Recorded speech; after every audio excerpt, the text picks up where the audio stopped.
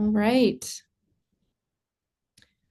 Welcome, everyone. Thank you for joining us today for this Clinical Edge presentation about the relationship between tobacco smoking and persistent pain.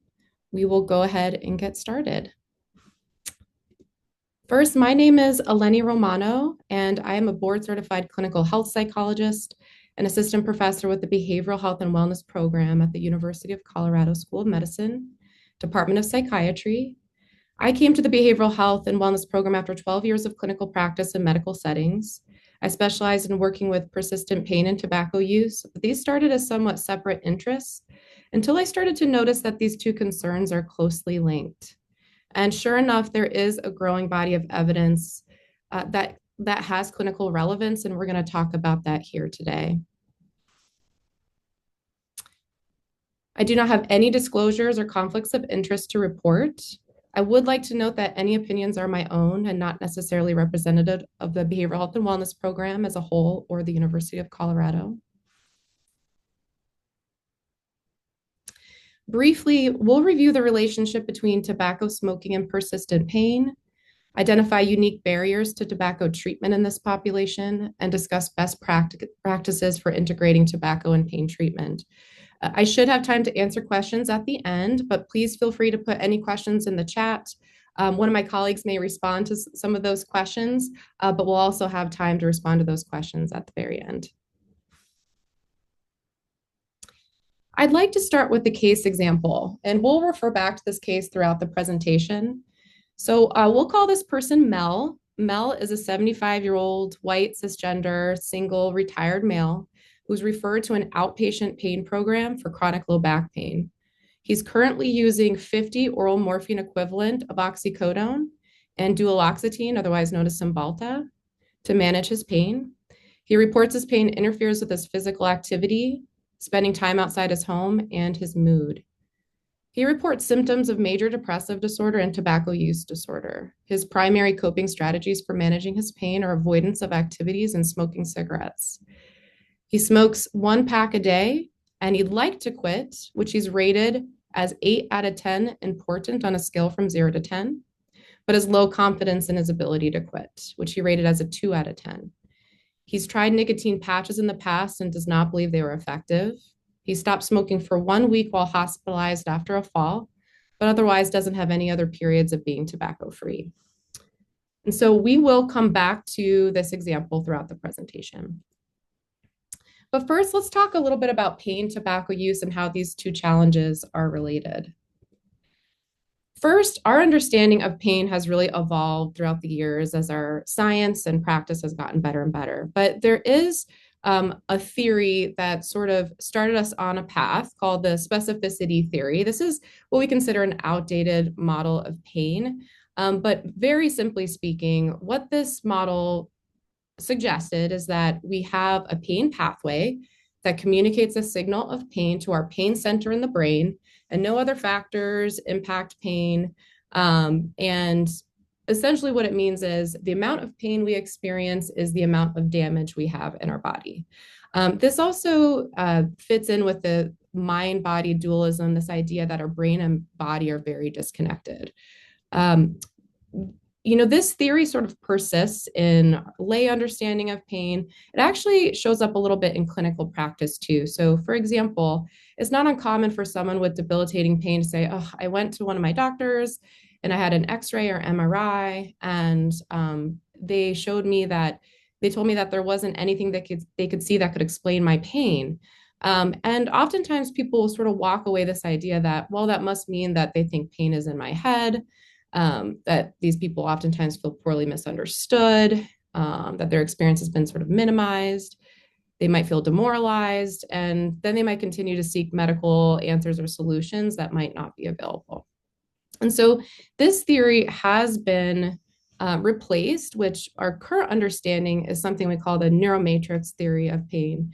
And this is the idea that we've learned that pain is extremely complex. It's influenced by our genetic makeup, how we experience the world through our senses. It's influenced by our memory, our mood, how we interpret events as either threatening or non-threatening, among other things. And there's no one pain center of our brain. In fact, multiple brain systems are involved.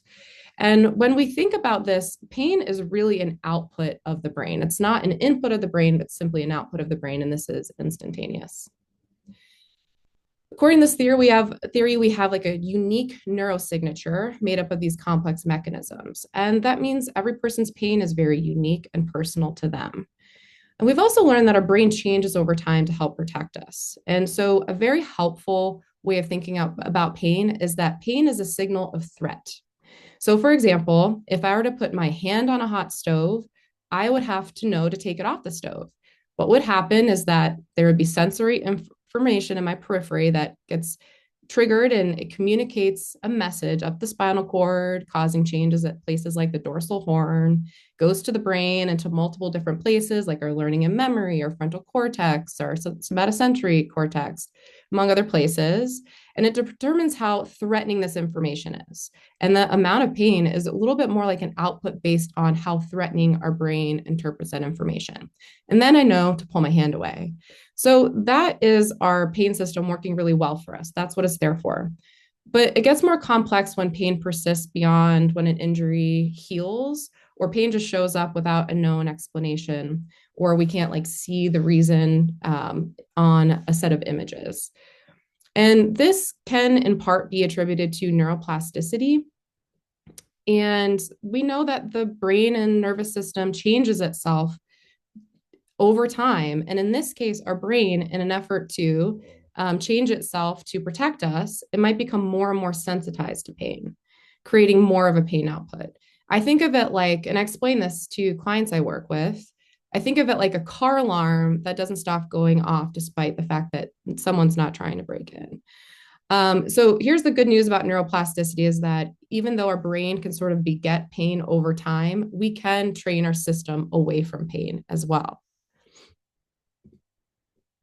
So that is the good news. Let's go to the International Association for the Study of Pain and their new definition. It's an aversive sensory and emotional experience typically caused by or resembling that caused by actual or potential tissue injury.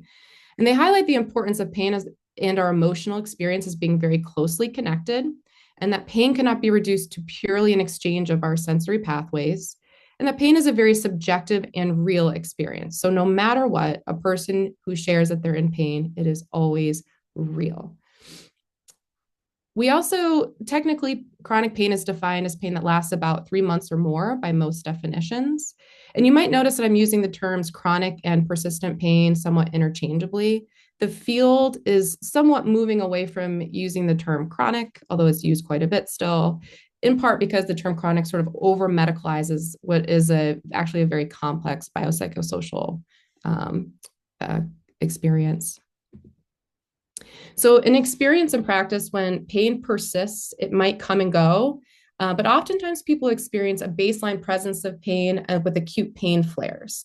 This can be due to a lot of different things. Oftentimes, like overdoing activity can cause a pain flare, as well as something like not getting a good night of sleep, certain emotional states, what we put in our body, things like nicotine and tobacco, and we'll get into that in a little bit.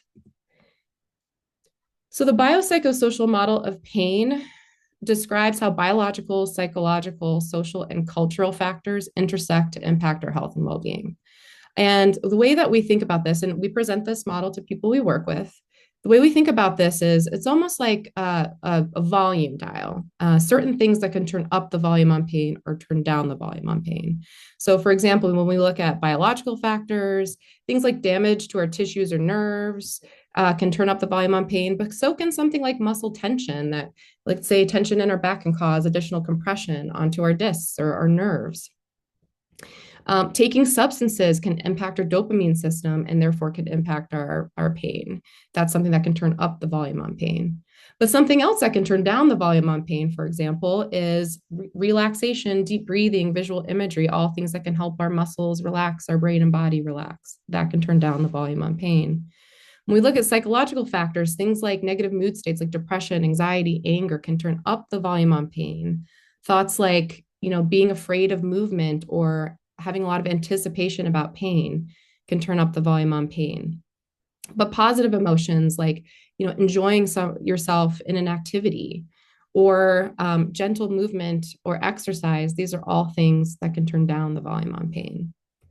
And then when we look at social or cultural factors, there are a number of things that can turn up and down the volume on pain. Having too much help, too much social support can sometimes turn up the volume on pain.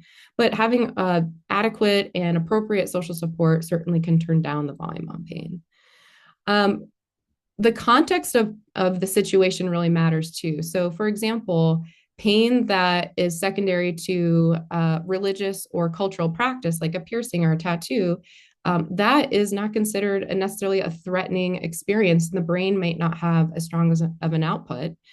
Whereas if a violinist has an injury to their hand, that might be considered very threatening and they might have a greater output than somebody who does not. So these are just some examples. When we look at our clinical case, Mel, we know that Mel has cut out activities, but has found that it's only increasing his suffering and leading to more depression and deconditioning. We know that he uses cigarettes to cope with his pain, but we really consider that an avoidant coping strategy that's not especially helpful for pain. And we'll talk about that more. But let's look at those who are widely considered populations most affected by tobacco use and the harms of tobacco use. So on this list, you'll see what we consider to be priority populations for tobacco smoking. These are populations who smoke cigarettes at higher rates than the general population. They've been targeted by tobacco industry and marketing and are disproportionately affected by the harms of tobacco use. People with persistent pain are highly represented in many of these groups. So, for example, people on Medicaid, people with disabilities, or having serious psychological distress. You might also see a high rate of pain conditions and tobacco use among populations that have had a lot of trauma or stress. So, I would argue that people with persistent pain are also a population that have elevated health risks and should be a priority population and identified as so. We know that a large proportion of the US population has persistent pain, and rates of cigarette use in this population is higher than those without pain, and it's considered to be about twice as much.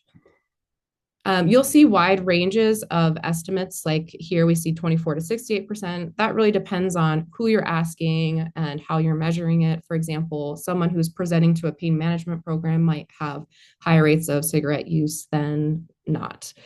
Certain pain complaints, there are higher rates of cigarette use than not. For example, in a population of people with fibromyalgia, we see very high rates.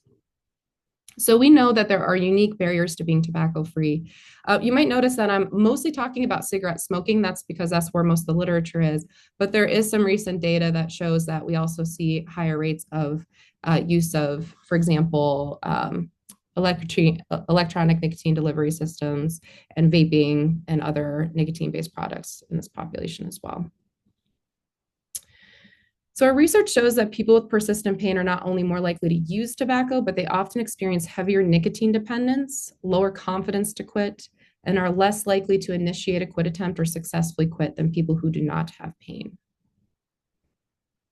But a lot of times people will say that tobacco smoking actually helps their pain, and that's what they reach for to cope with it. So what does it actually help with pain? There is some research that suggests that exposure to nicotine can actually reduce pain, and maybe for more novel tobacco users, and certainly in brief amounts. And that might be one of the reasons why people are using at higher rates. And this is often why people will say, this is a primary coping strategy for them to cope with pain, because multiple times throughout the day, they're able to reach for a cigarette and get a pretty immediate relaxation effect. Now, in practice, this might be pretty hard to differentiate from withdrawal. So we know that people experience greater pain when they're in withdrawal. We'll talk about that more later. So maybe, reaching for a cigarette and smoking is actually relieving pain-related withdrawal. Hard to differentiate. What's interesting is that this pain reducing effect, has also been shown with use of nicotine replacement therapies. So this is not unique to just cigarette smoking, but even nicotine replacement therapies, it holds up. There is even more data that tells us that smoking is not just an ineffective strategy for managing pain, it's actually doing far more harm than good. While there may be some short-term benefit to using nicotine as an analgesic, particularly for new tobacco users, we know that people who have pain and use tobacco products report greater pain intensity and functional impairment and are more likely to be prescribed chronic opioid therapy for pain.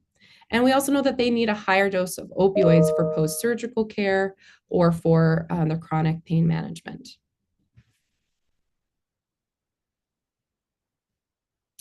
Lending additional support to this hypothesis is that tobacco smoking can actually make someone's experience of pain worse. We know that tobacco smoke interferes with the efficacy of multiple medicines. This includes medications we use to treat pain. So some examples of use, some examples are opioids and SNRIs, and these are the medicines that, in our case, Mel, he is using, so oxycodone and duloxetine. We know that it can reduce the efficacy of those medicines so that those people might need higher doses to get the same effect. So even though we've had mounting evidence that people who use tobacco have worse pain outcomes, we still needed like a prospective longitudinal study to help us understand the timing of how these issues develop. So this is where the PATH study comes in. And this was a study of over 12,000 people. And these are people who were followed over the course of 8 years. Researchers checked in with them over multiple time points. And in this 2025 study, they looked at the development of pain over time. What this graph shows you is that on the x-axis, or the bottom horizontal line, those are the time points of the 8 years. On the y-axis, or the vertical line, this represents pain. Here they looked at people at the beginning with no or low pain and how that changes over time for people who smoke cigarettes versus people who do not smoke cigarettes. And the top red line in this group of people are the people who smoke daily. They developed significantly more daily pain than the group of people who did not smoke. So this shows that people who smoke cigarettes are more likely or are more at risk to develop moderate to severe pain.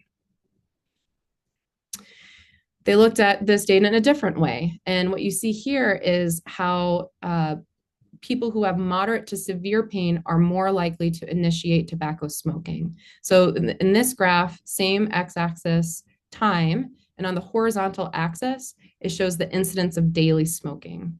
The red line shows that people who have moderate to severe pain as a starting point are more likely to start smoking every day. So why is it that smoking may lead to persistent pain? There have been multiple studies that have tried to understand this question, and there are a lot of different potential answers as well. And the reality is that I'm not going to do this literature justice because there's a lot of it, and it's a lot of physiology and neurobiology. So I'll try to do some broad strokes here. But I want you to keep in mind that some of these effects might be more related to tobacco smoking and some of them more related to nicotine exposure. So we know that tobacco smoking can lead to degeneration of spinal discs, leading to worsening compression and back pain. We know that smoking can lead to bone loss and can impair healing after an injury or surgical procedure. And when we smoke, it causes chronic inflammation in our body and vascular changes, which impacts the health of our tissues and blood vessels and affects how much oxygen we get into our periphery. There is a strong body of evidence that also shows regular nicotine use impacts our pain processing and stress modulating systems in our brain. So for example, nicotine's thought to desensitize the nicotine receptors in the synapses, meaning it can't respond appropriately to like a pain modulating effect. In addition, nicotine exposure affects our dopamine systems, leading to a reduction in dopamine signaling. And this is actually one theory as to how some particularly centralized pain conditions develop is reduction in dopamine signaling. So this is just kind of like a rough broad strokes of some of that literature, and there's certainly some references you can go back to later if you'd like.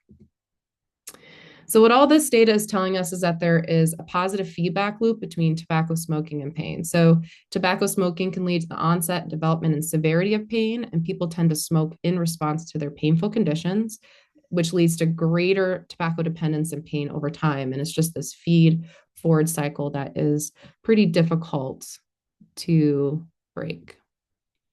But there is some good news here. It's some silver lining. We talked about neuroplasticity and the fact that the brain and nervous system can change itself towards pain or away from pain. And there is some good and growing evidence to suggest that quitting smoking can lead to an improvement in pain. So I'll highlight a couple of studies, just tell you about them.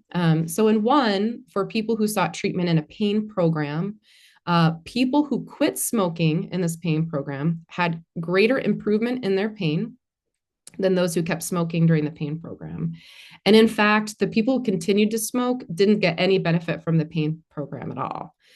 So not only does quitting help us with our pain, but continuing to smoke means that we're not going to really benefit that much from some of the pain interventions that are there.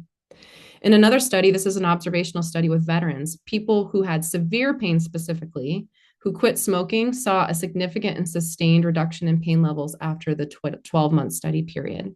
So there's a lot to be hopeful for there. But before we can talk about treatment, it's helpful to look at like what makes quitting so hard. We're going to look at some of the barriers in particular that have been proposed in this population. So we're going to touch on some of these barriers over the next slides. Again, these are very broad strokes, but the important thing is to take away is how can this inform how we design programs or work with people. The first thing I'm going to highlight is the mechanism of nicotine withdrawal. So we know that people with persistent pain tend to have high levels of nicotine dependence because of that feed-forward pain and smoking cycle. That means that people are going to be really vulnerable to nicotine withdrawal. And shown here is a common list of symptoms of withdrawal, and some of these symptoms really overlap with other common symptoms that people with pain experience, like depression, irritability, fatigue, difficulty sleeping, and elevated stress levels. However, there's a mechanism that seems to be pretty specific to people who have ongoing and persistent pain. And this is a unique symptom of increased pain during states of withdrawal. There's actually a term for it, and it's a mouthful. So it's called nicotine withdrawal induced hyperalgesia. And there are some lab studies that show that this can start as early as 2 hours after last use. So what that suggests is this is not just reserved for people who are making a quit attempt and are many hours into their quit attempt. This might be happening throughout the day. So people experiencing micro withdrawal throughout the day and micro spikes of nicotine withdrawal induced hyperalgesia throughout the day. But the problem is that during quit attempts, this often leads to a return to use. And it just really highlights the importance of treating nicotine withdrawal and appropriately dosing medications and closely following people when they're in a quit attempt.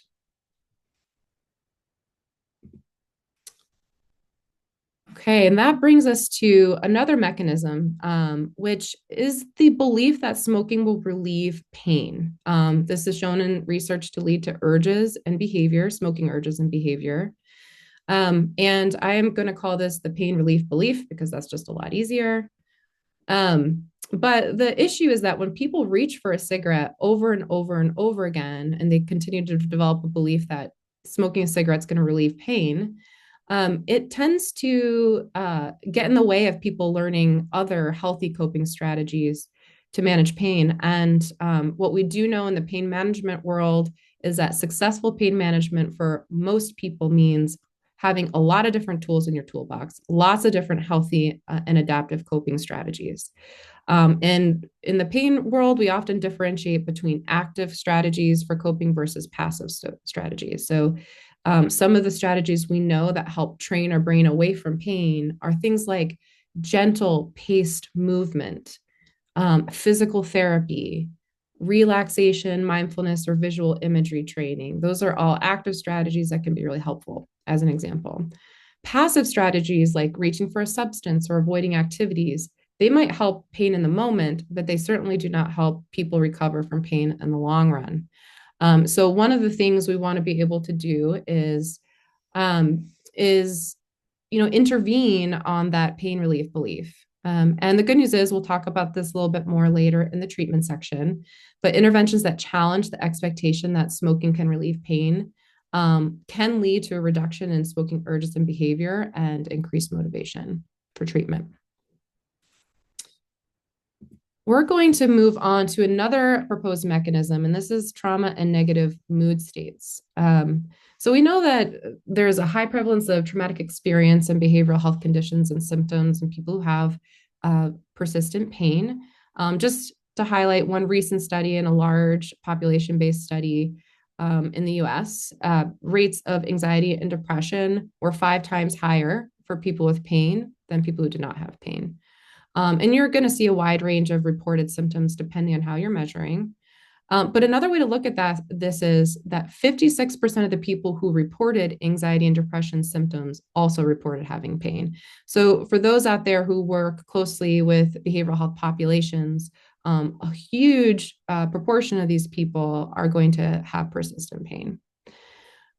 We also know that exposure to traumatic events and certainly experience of post-traumatic stress disorder can be a risk factor for the development of persistent pain. And again, the rates depend on how you're measuring. We also know that non-tobacco related substance use disorders is high in this population. So for example, alcohol and opioid use disorder. And then dialing this down to just kind of like moment to moment challenges. We know that having a lot of anxiety about pain, a lot of anticipation of pain, what we call pain-related anxiety, can lead to smoking urges and behavior. We know that transient states of depressed mood and feeling very anxious in the moment, these can all lead to more difficulty quitting smoking. And so in the context of emotional or physical discomfort, tobacco use is negatively reinforced. So just imagine, someone experiences elevated pain, or maybe they have increased pain due to withdrawal. That might trigger negative mood states, maybe pain-related anxiety, maybe the belief that having a cigarette will make pain better. This leads to smoking urges and smoking behavior. And then we experience a pretty immediate, within seconds, relief of nicotine and with heavy inhales, a relaxation effect when we smoke a cigarette. And then eventually that's leading to greater pain and more withdrawal. And then tobacco use is negatively reinforced. There's one more mechanism I'd like to highlight here, and that is confidence in one's abilities. And that is a term in the literature called self-efficacy. So I might use those interchangeably: confidence in one's abilities and self-efficacy. In the pain literature, self-efficacy, or confidence in one's ability to do things despite pain, is an incredibly important predictor of how well people do. That is also the case in tobacco research, that our self-efficacy, or confidence in our ability to quit, is a strong predictor of whether or not we're going to take steps or be successful. And the way I think about this, I think this is pretty easy to make that connection. Just look at our own lives. So for example, I am not a runner. And if someone said, I will pay you $5,000 to run a marathon tomorrow, like, I wouldn't even try. I would love to have $5,000, but I wouldn't even try. And that's because I think there's a 0% chance I could do it. And that is also the case for people who are using tobacco. We know that people who have persistent pain and use tobacco have lower levels of confidence than people who do not have pain in their ability to quit.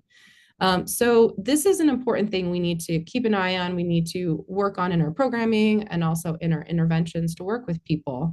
The good news is that self-efficacy is something we can modify over time. So for example, if you were to say, okay, run a mile every day this week and 2 miles every day next week, maybe my confidence will grow and maybe I'd be more willing to run a marathon, maybe. So there's some research that supports this. There was one study that really stuck out to me. This is not with people who have pain, but it was a CBT intervention for people who have tobacco use, and it was an extended CBT intervention. And one of the biggest predictors of who quit was self-efficacy, or this confidence and ability to quit. The change in self-efficacy, for the data nerds, accounted for 61 to 83% of the variance in outcomes. So, we want to keep confidence and self-efficacy in mind as we're working with people.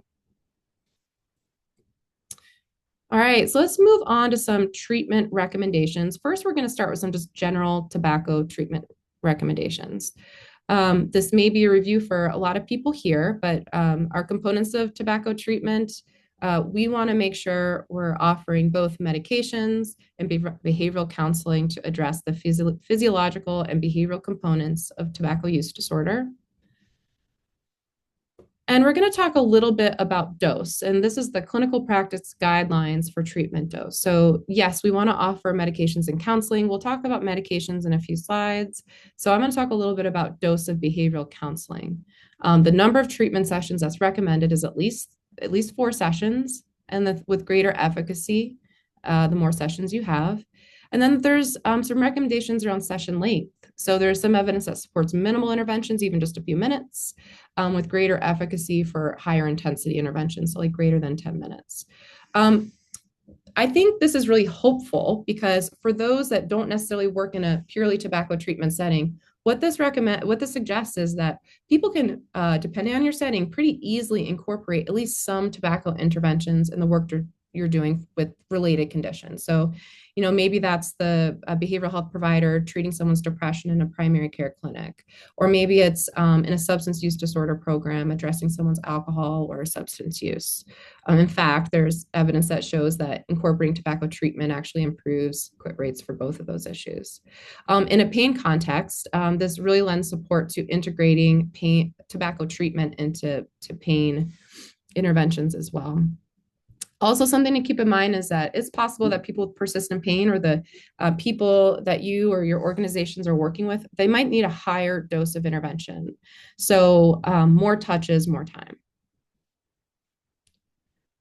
Let's look at the components of behavioral counseling. So I developed this slide when I was doing a lot of teaching with medical trainees who would observe me working with folks who use tobacco, and they say, I don't get it. You kind of sound like you're doing motivational interviewing all the time, but when are you doing motivational interviewing and when are you doing behavioral treatment?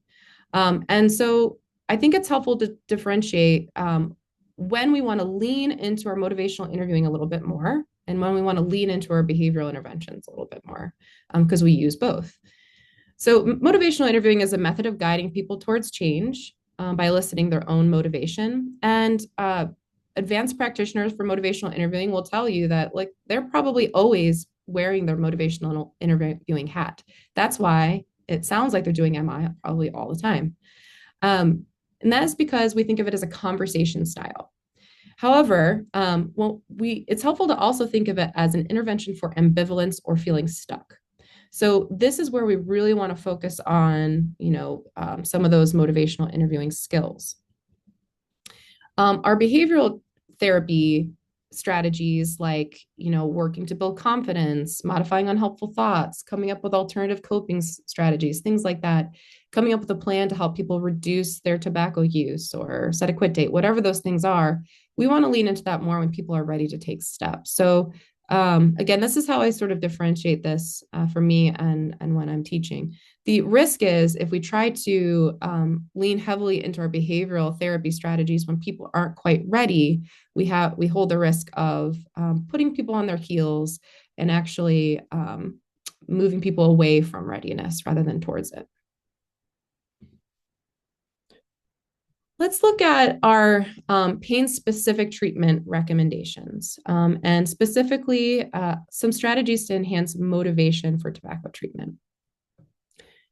So we want to really build motivation and work towards readiness to take steps to cut back or quit tobacco. And one way we can do that is assess how ready they are. We can assess how important quitting is to them or how confident they are, how ready they are. And one helpful way to do that is with our rulers. I first want to just back up and say that we do want to approach these conversations, particularly for people who aren't quite ready. We want to start with engaging with them by building a relationship. We want to approach them with curiosity, get a sense of like what's going on with them, what are some of the challenges, what motivates them, get to know them a little bit. And our scaled questions can help us kind of get a pretty quick sense of what might be getting in the way of someone being more ready. So we can say, a scale from 0 to 10, how important is it for you to quit smoking? And we can, build motivation from there. We can ask about their confidence on a scale from 0 to 10. How confident are you in your ability to quit? And at least in my experience, and I think what the literature shows is that most people want to quit, but may have low confidence to do so. And I think this is really interesting because you can actually see this literature over time, over years and years and years and years. The number doesn't really change a lot. About 70% of people who smoke want to quit. So, why is it that people continue to smoke? One of those reasons is because their confidence is low. And so when we're thinking about where to go from here, it can be helpful to get a sense of, where do we want to intervene? Maybe this is a time where it might be helpful to build readiness and motivation by sharing the link between tobacco use and pain. Maybe the challenge is really about confidence. And this is where we can help build confidence with having small wins and small successes or reframing past what people consider to be past failures. There is some research that suggests that offering information about the link between tobacco use and pain does help build motivation for treatment. So in this small randomized clinical randomized controlled trial, everyone who was seeking pain care in this pain management program received a brief tobacco treatment. So everybody got a brief tobacco treatment. But in the intervention arm, they also received tailored information about the link between tobacco smoking and persistent pain. And I find the results to be really interesting. It showed that the people who received the education about tobacco smoking and pain were 7.5 times more likely to say they were willing to consider quitting, and 5 times more likely to consider an intensive tobacco treatment. So we know that this information can help. How do we share information that is rooted in motivational interviewing? The ask, offer, ask model of sharing information, this is kind of a helpful vehicle to show us how to do this in a way that is respectful, collaborative, and actually is pretty efficient in time. So somewhere along the way, we want to make sure we ask permission to share information. We can do that by saying, would it be okay with you if we spend some time talking about how tobacco use can impact your pain? Or maybe in a different way, I'd like to share some new information about how use of tobacco can impact your pain. Is that okay? When we ask permission, people tend to be more open to hearing it. And it's a way of signaling that you really respect their wishes and people are more receptive. And then we can ask them first, what do they know about how tobacco use and pain are connected? And can give us an idea of how we can fill in some gaps. And then we want to offer information in a very particular way. So we want to do it using plain language, ideally a 6th grade reading level, and in small chunks. This is not the time to pull out like heavy medical jargon. It's not the time to like pepper people with tons of information that's really overwhelming. And then we want to check in about their takeaway. So, what information resonated with you, or what do you want to take away from what I just shared? Any way it's helpful. What do you remember from what I just said? So let's bring this back to our case example. As you may recall, Mel typically reaches for a cigarette as his primary coping strategy for pain and experiences depression. He's using oxycodone and duloxetine medications, and he's not been active. So we might want to convey the message that smoking can make pain worse over time. What that might look like is it's common to reach for a cigarette when you're feeling overwhelmed by pain. We've learned that even though it might feel helpful in the moment, smoking can actually make your pain and depression worse over time. We might want to share that smoking can make medicines less effective. So smoking cigarettes can make it so that your medicines don't work as well as they could. Maybe we want to share that smoking can interfere with adaptive coping. We can say something like, when we reach for a cigarette every time we're feeling like pain is taking over, it means that we're not finding new ways to deal with the pain. We'd like to work with you on finding some other ways to cope. We can talk about, it's important to give people informed consent that pain can get worse early in a quit attempt, so they know what to expect and we can have a plan for what to do with it. Something like, some people notice that their pain can flare up a bit early on when they're trying to cut down or quit. We've learned that this can make it harder. I'd like to work with you to come up with you to make a plan to make sure you have the right medicines and coping strategies so you can be comfortable and successful. The good news is that people often notice that their pain and mood get better after they quit, and we want to share that. So, I think instilling hope here is a really good idea. Letting people know that a lot of people, their mood improves, their quality of life improves, and their pain can improve after they stop. All right, we'll move on briefly to talk about some medication recommendations for this population. I did mention that people often have high dependence given that feed forward cycle of smoking and pain. This is one way of assessing for level of dependence. It's two questions. If you haven't seen it before, it's widely available and you can find it online. That's just one way to do it. And then I'm just going to touch on some of the recommended and FDA approved medicines for tobacco use. We have nicotine replacement therapies in both long acting and short acting forms. And we have pill based medicines, bupropion, which is an NDRI antidepressant medicine, and varenicline or Chantix, which is most efficacious, is we know to be, our highest recommended medicine. It has the most efficacious.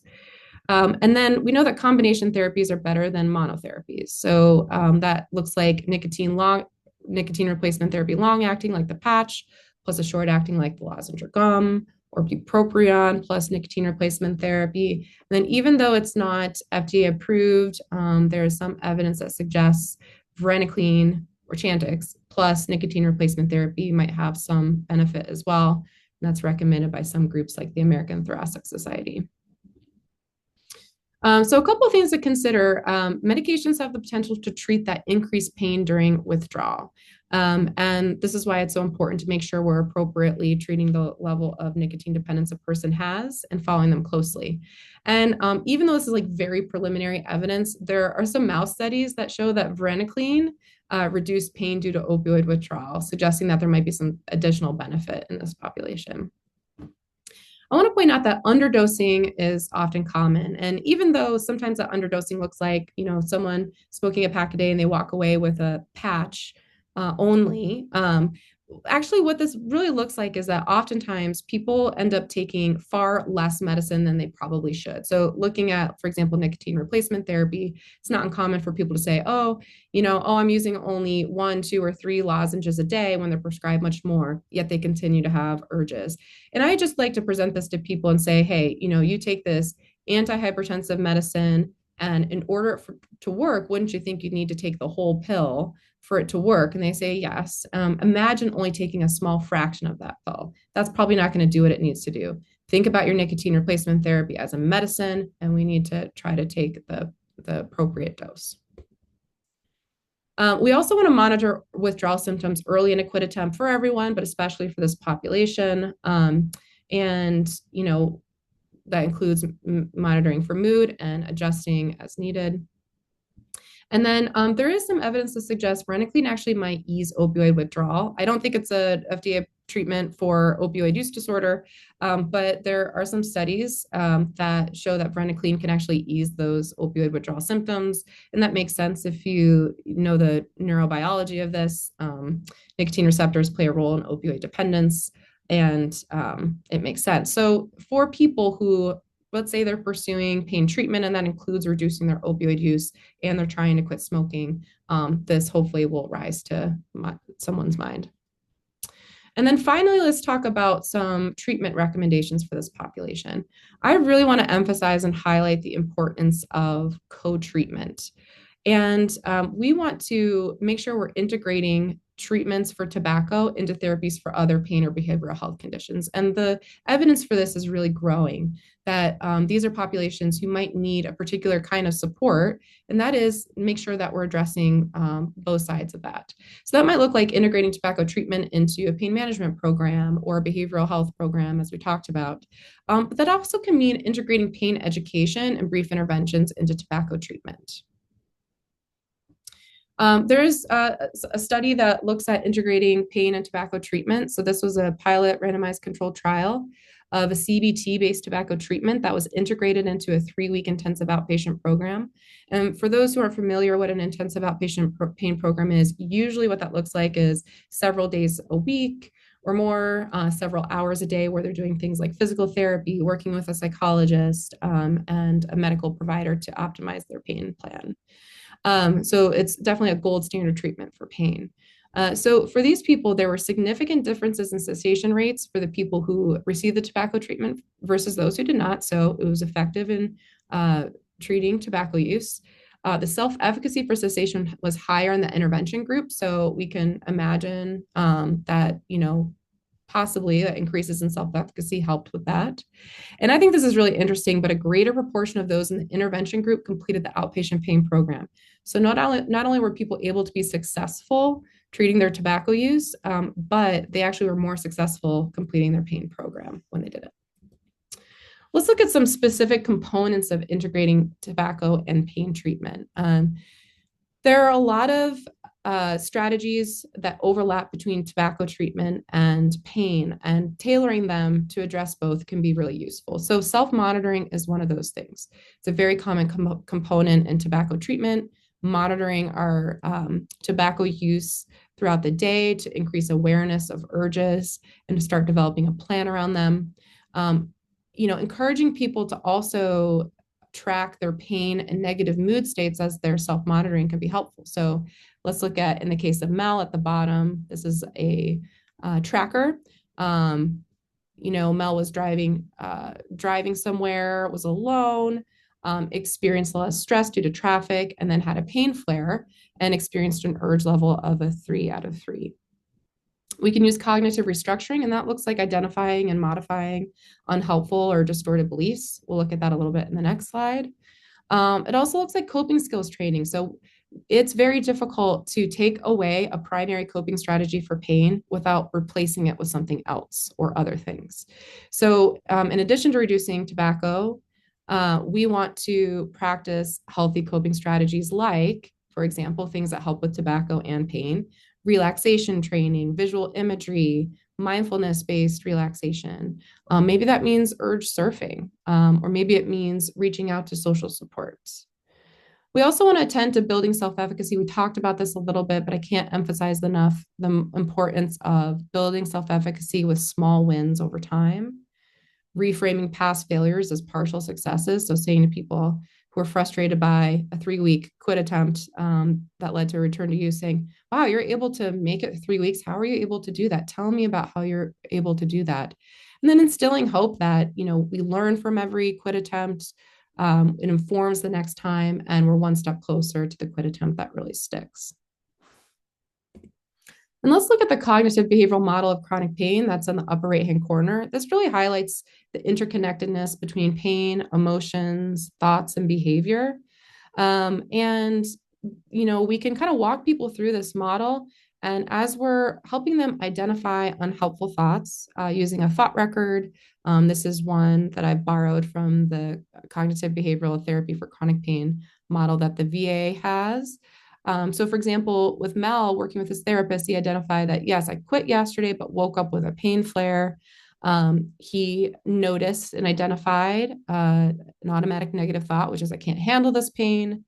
Smoking is the only thing that will help, and checked it, evaluated, is this harmful or helpful? And he identified that it was harmful and noticed an increase in symptoms of depression and pain-related anxiety.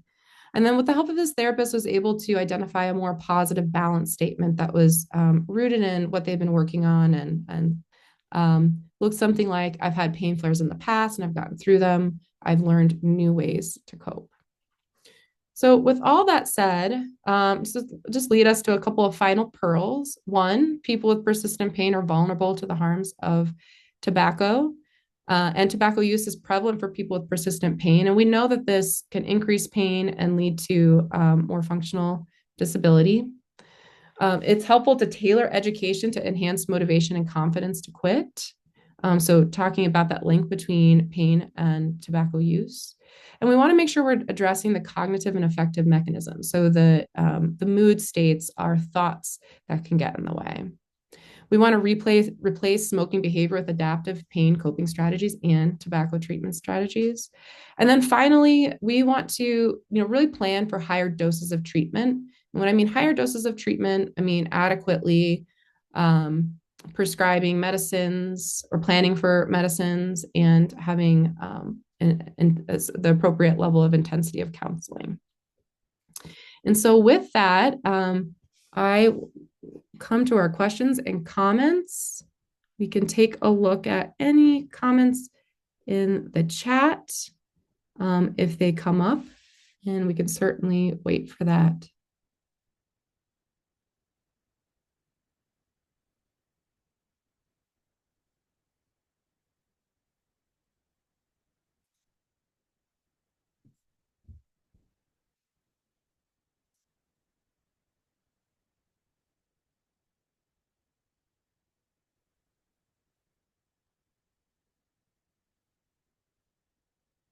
All right. I don't see much activity in the chat, and hopefully that means we can get you to your next planned item of the day a little quicker. Appreciate you all joining us today. Please feel free to reach out to the Behavioral Health and Wellness Program with any additional questions or comments. We will have the references available if there's anything you'd like to come back to. And here is our contact information. Thank you all so much.